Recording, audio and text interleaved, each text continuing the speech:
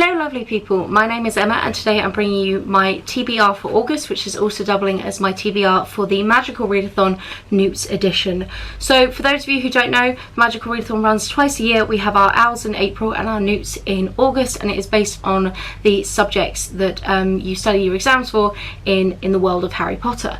So G from A Book Roast has created this readathon and I'll link everything down below from her. But the idea for the NEWTS is for every subject, rather than just doing one prompt for them, there are 3 and you must do them in order to get a higher pass level for that subject. So each subject goes A, E and O, and the idea is that O is the top one. You can only get an O if you've also read E and A, and ideally if you're doing it properly you'll do them in that order. As well as not just having your subjects, we also have wizarding careers this year, and I am working towards a curse breaker qualification. Now I did pass all of my OWLs, all 12 of them, but I'm clearly not going to pass all 36 NEWTS this time round, so I am going to be focusing in this particular TBR on primarily the ones that I need for my curse breaker, and then a few extras that I'm hoping to get to.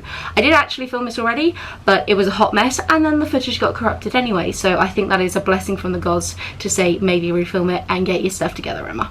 I have a bit of a weird reading situation for August because at the beginning of the month I'm going to the European Juggling Convention, which is being hosted in the UK this year, which is very exciting, but it means I really don't have space in my bag to bring a bunch of books, so I'm going to be relying exclusively on my Kindle. And then in the later half of the month, fingers crossed, Harriet Rosie is going to launch Thrillerathon again, and I'm going to do it for this time my 3rd time round.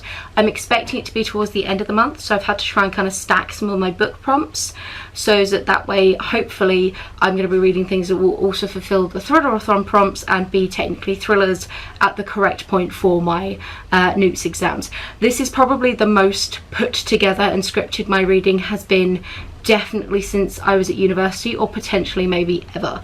So it'll be really interesting to see how that impacts my numbers. So let's jump in. As always, I've done a bit of an extra bullet journal spread, so this one's a double page. I've got the NEWTS prompts for everything here, just in case I do feel like doing something else.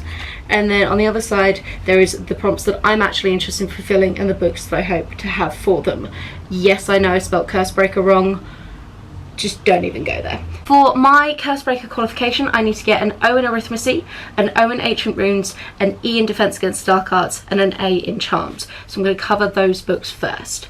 For arithmetic, I'm using just my e-reader, and my plan is to try and do this qualification nice and early on in the month, hopefully whilst I'm at EJC. The first prompt is a book that ends in an even number, and for me I'm going for Windwalker by N.E.W.T.S. This is about 360 pages, I'm pretty sure. I don't know a crazy amount about this book personally, but N.E.W.T.S wrote The Seasons of the Witch, which is one of my all-time favourite books ever, so I'm giving her other work a go, but I've purposely not really looked into too much of a plot synopsis about this one.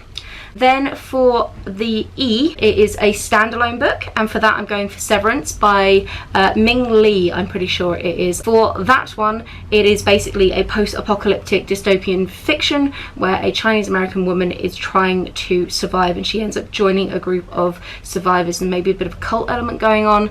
It's very kind of Walking Dead kind of vibe, but without the zombies. It's supposed to be quite short and it's got quite mixed reviews now from the various booktubers who I follow, so I'm really interested to give it a go, and we all know I'm a bit of a sucker for post-apocalyptic fiction on this channel. And then the final one for O is a book that's longer than 350 pages, and I have The Thief of Time by John Boyne, which is about 370 something, I'm pretty sure. This is something to do with time travel, and I cannot remember any more than that. But I'm pretty psyched for it because I like John Boyne, I've liked quite a lot of his work before, I also enjoy time travel. I'm pretty sure smashing the two together will be good fun. So those are my plans for arithmetic, which involves just my e-reader, and I will hopefully do it at the beginning of the month. Then I did an O in Ancient Runes, and for this one I have stacked all of them so that they are in theory plausible for Thrillerathon, and I will hopefully read them in that time window. The first one is to read a book recommended by either a friend or like a booktuber or something, and for that I have Agatha Christie's Cards on the Table. Obviously very iconic name in crime fiction. Everything that you're going to see here is rather rather than being like strict thriller, is very much golden age of crime, because I'm kind of kicking it back old school and trying to hit up some more of my my classics goals for this year with Thrillerathon, making everything work so hard for me in terms of how many prompts I'm trying to make things fit. I don't know anything about this one particularly beyond it is a Poirot, but Mara from Books Like Woe recommends this as one of her all-time favourite Agatha Christie's, so given the strength of that recommendation, I figured I'd give it a go. I've read one Agatha Christie in my life. It was The Cat Among the Pigeons. I did enjoy it, but it was good a few years ago now, and I really would like to try another one from her. The prompt for E is a book written in the past tense, and for that I'm going to be reading A Study in Scarlet by Sherlock Holmes. I don't quite have my copy yet, it's coming in the post. Sherlock Holmes is obviously by the incredible Sir Arthur Conan Doyle, and again, in a typical fashion, I know nothing about the particular plot of this one, but I want to read some Sherlock Holmes, so he actually appears twice on this list, but one of them is going to be A Study in Scarlet.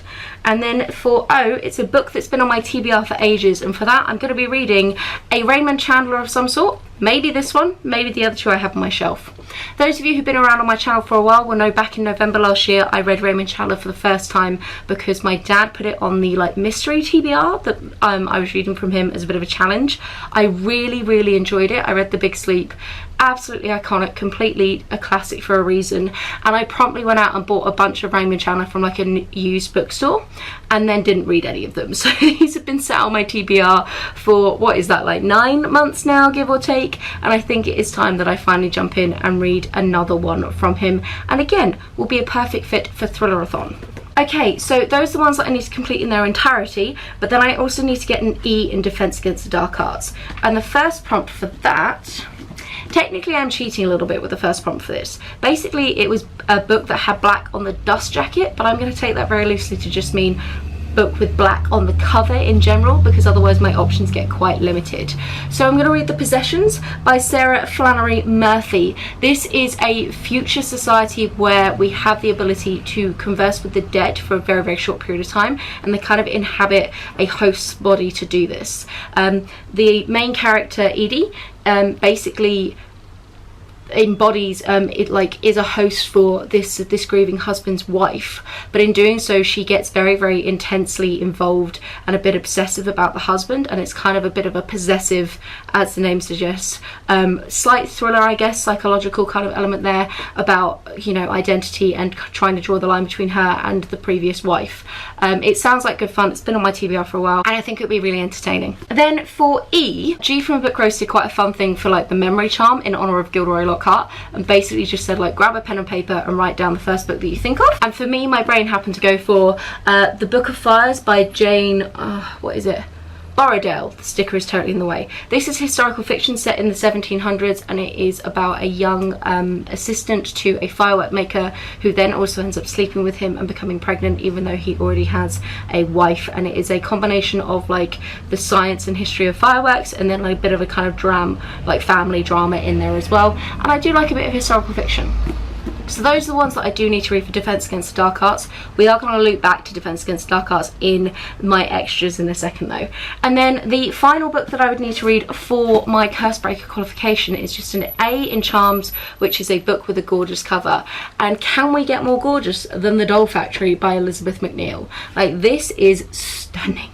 So this is another historical fiction. I've got a decent amount of historical fiction on this list as well, set in the pre-Raphaelite era for modern art, and it's about a young artist who gets caught up with a pre-Raphaelite artist who is making a bit of a name for himself, and it's kind of shenanigans that continue from there. I love the pre-Raphaelites. I love like history of art and modern art in general and things like that. I loved the TV show that the BBC did about the pre-Raphaelites I say recently, a good few years ago now, so I'm really psyched about this one. My mum just recently gave it 5 stars, so that bodes even better for me. This is also hopefully going to be the book that Amy and I read for our buddy read that we do monthly before August, so I'm super psyched.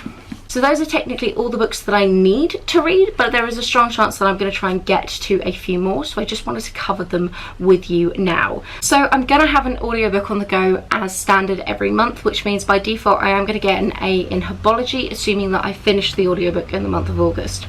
I've got a few possibilities on my shelves.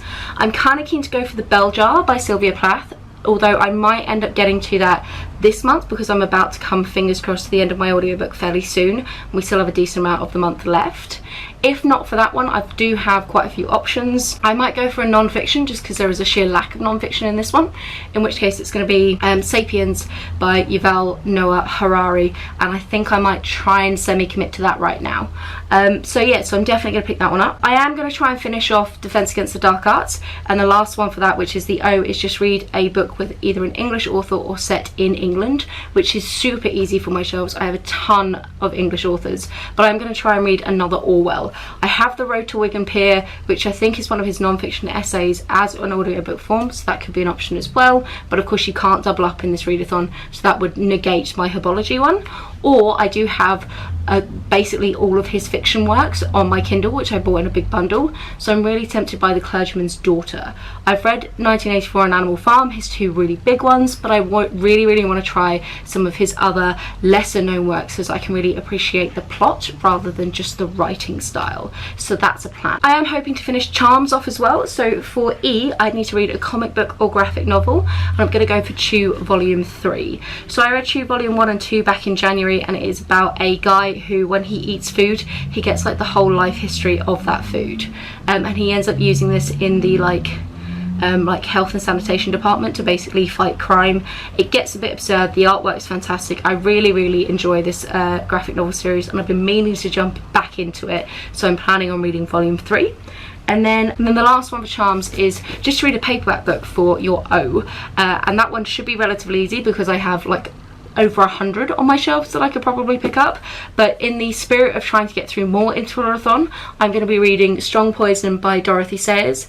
Dorothy Sayers is another golden age of crime fiction writer. Her character is Lord Peter Wimsey, and I am really psyched by this. I bought it a while ago, I've been meaning to get to it, and this Thriller-a-thon is going to be the one. I actually had it on my Thriller-a-thon TBR last round back in February and just didn't get anywhere near it, so it's time. It's absolutely time to go for this. So those are the completed ones, and then the final thing is I'm really keen to try and go for my divination qualification because I do really like a lot of the prompts for that. So the first prompt for A is to read a book with white on the cover, and I'm slightly doubling up potentially as an option here because for the first time ever G has got a group book for everybody for this readathon. This readathon doesn't lend itself very naturally to a group book because people are doing different prompts and different qualifications, so the way that she's done this is basically we've smuggled into the restricted section and we have found a wonderful charm that will allow us to bamboozle one of the prompts so that this one fits instead. So I'm going to do it for my divination A, which is to have a book with a white cover, and instead we're going to go for the group book, which is Spellslinger by Sebastian de Castel. All I know is that this is a YA fantasy book and I'm super psyched. I really want to join in. It sounds like such a lovely palette cleanser for a lot of very heavy going stuff I have potentially on my TBR right now. I've got it on Kindle, but I think the cover is actually white anyway, which means I'm not technically needing to use it in the like restricted section mode, but even if it isn't, it's fine, it totally fits. Then for E is read a short story collection, and for that I've got my other Sherlock Holmes that I did promise was coming, and that is here, and that is The 5 Orange Pips and Other Cases. Really psyched by this one. It has the appearance of Irene Adler, which is Sherlock Holmes's love interest, but apparently that's far more interesting than a lot of the pop culture makes it out to be. And then the final one is O, and that is by read the book that you last bought, and I'm going to make sure that that's Chew Volume 4 just so that I get to double up in the way that I like to with my graphic novels. So that is it from me. I hope you have a wonderful reading week. I'm super psyched about this readathon. Join in if you aren't already. It's going to be amazing fun. Do comment down below if you are joining in, and yeah, that's pretty much it. Have a wonderful reading week and I'll chat to you soon. Bye!